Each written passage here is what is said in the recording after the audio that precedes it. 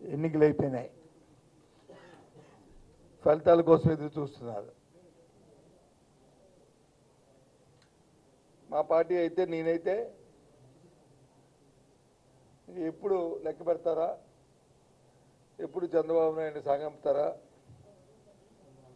జగన్మోహన్ రెడ్డి గారు ఈ రాష్ట్ర నాయకత్వాన్ని ఎప్పుడు చేపడతారా,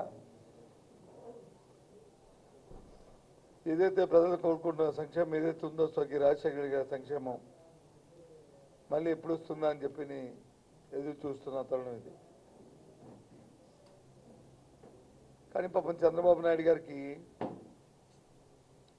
ఇంకా కుర్చీ మీద కానీ అధికారం మీద కానీ ఆ యావ తగ్గలేదు. ఎన్నికలు అయిపోయిన తర్వాత ఇంకో 2 సంవత్సరాల తర్వాత లెక్క పెడితే బాగుండు, ఇంకా నాకు ఈ పదం ఉంటే బాగుండు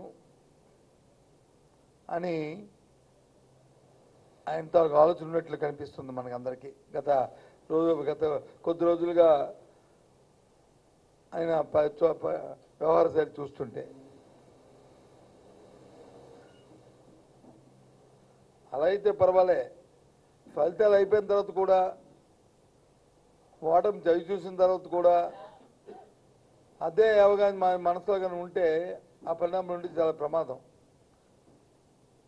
ఆ సెక్రటరియట్ చుట్టూ తిరుగుకోనో, లేకపోతే కృష్ణానది చుట్టూ తిరుగుకో, లేదా వీధుల్లో తిరిగా నేను ఇంకా ముఖ్యమంత్రి అంటే మాత్రం ప్రమాదం. అలాంటి పరిస్థితులు రాకూడదని భగవంతుని కోరుతున్నా.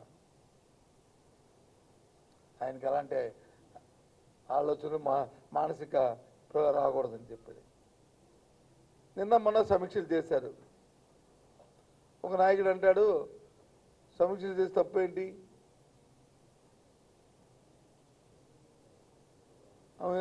ఆయన కాదు కదా, వ్యవస్థలన్నీ ఆయన చేతిలో ఉండాలి అని కోరుకుంటున్నాడు. ఆయన కోరుకోవడం తప్పులే. చంద్రబాబు నాయుడు ప్రతి మనిషి ఏవో కోరుకుంటాడు. ఆయన కోరికలు అప్రమితాలు.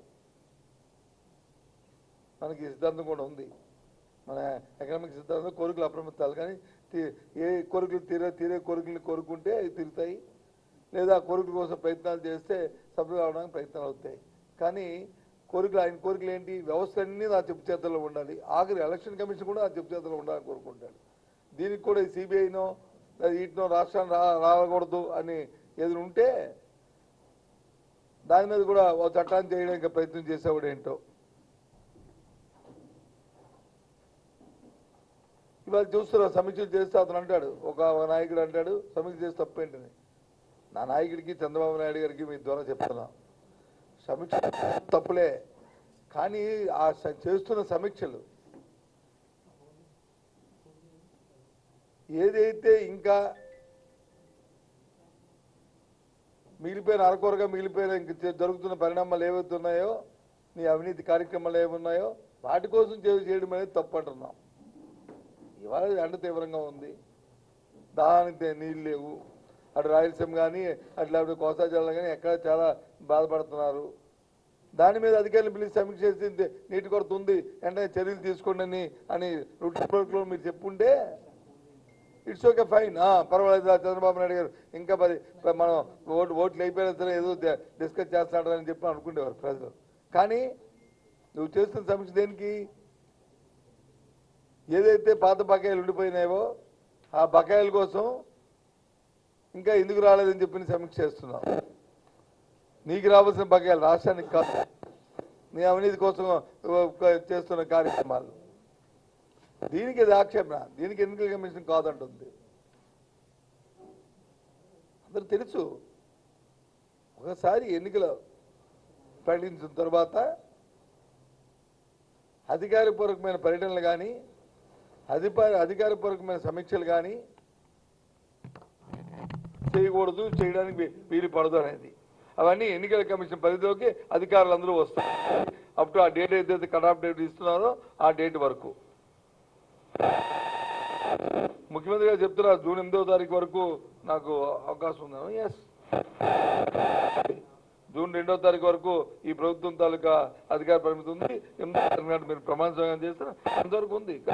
ఓకే, ఎన్నికలు అయిపోయిన తర్వాత ప్రజలు మిమ్మల్ని తిరస్కరించిన తర్వాత ప్రజలు కాదనుకున్న తర్వాత ఇంకా ఉన్నారంటే, ఉండాలని కోరుకున్నది నీ మనసులో అంటే అది దేనికి దారితీస్తుందో, ఏ విపత్కరమైన పరిస్థితులకి నీ మానసిక పరిస్థితులకి దారితీస్తుందని మా తాలూకు అనుకుంటుంది మేము. అంతే,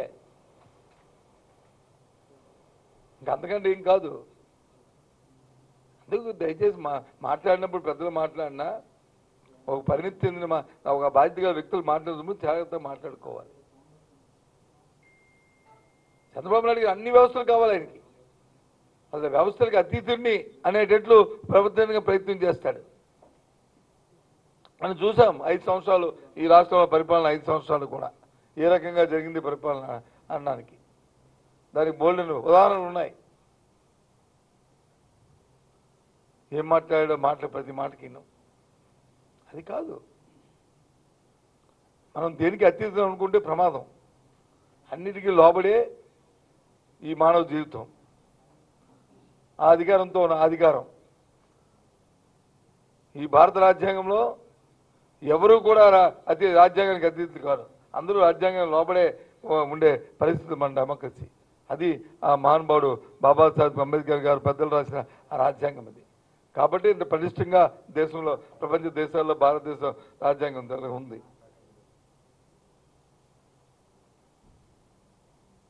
ఆయన మాట్లాడతాడు. ఉట్టికెగనమంట స్వర్గంగా సామెతున్నట్టుగా ఇక్కడ వచ్చి లేదంటే వెళ్ళిపోయి ఇంకా విదేశాల్లో అంటారు. మొన్న ఎప్పుడో ఓ ప్రెస్ మీట్లో చెప్పాను. ఇవాళ చంద్రబాబు నాయుడు గారు ఎప్పుడు ఎన్నికల ముందే చెప్పారు, ఈ రాష్ట్రంలో పూర్తిగా విశ్వాసం కోల్పోయాడు, ప్రజా విశ్వాసం. ఈ రాష్ట్రంలో అన్ని రాజకీయ పార్టీల తాలూకు విశ్వాసాన్ని చంద్రబాబు నాయుడు గారు కోల్పోయారు. అన్ని ఒక్క రెండు ఆయనతో ఉన్నవాళ్ళు, ఒకటి జాతీయ ఈ రాష్ట్ర రాజకీయ పార్టీగా, ఒకటి జాతీయ పార్టీ నాయకులు, రెండు ఆయన జాతీయ నాయకులు. ఈ రెండే. ఒకటి జాతీయ పార్టీ నాయకులు, జాతీయ పార్టీ ఆయన వెనకాల ఉన్నవాళ్ళు జాతీయ పార్టీ నాయకులు, రెండు ఆయన జాతీయ నాయకులు తప్ప ఎవ్వరు లేడు ఆయన కల్లా. యావత్ ప్రపంచం మొత్తం రాష్ట్రంలో ఉన్న అన్ని రాజకీయ పార్టీలు, అందరూ ప్రజలు అందరూ ఆయన తిరస్కరించారు. ఈ రెండే మిగిలిపోయినాయి ఆయనకి. మన ఇప్పుడు వైజాగ్లో చెప్పాను నేను ఈ మాట. ఎందుకంటే ఆయన పరిపాలన విధానం ఆ రకంగా ఉండేది.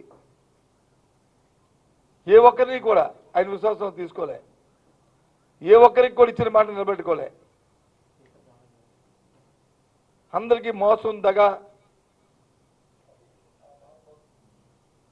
దీంతోనే ఆయన తాలూకా కార్యక్రమాలు చేశాడు.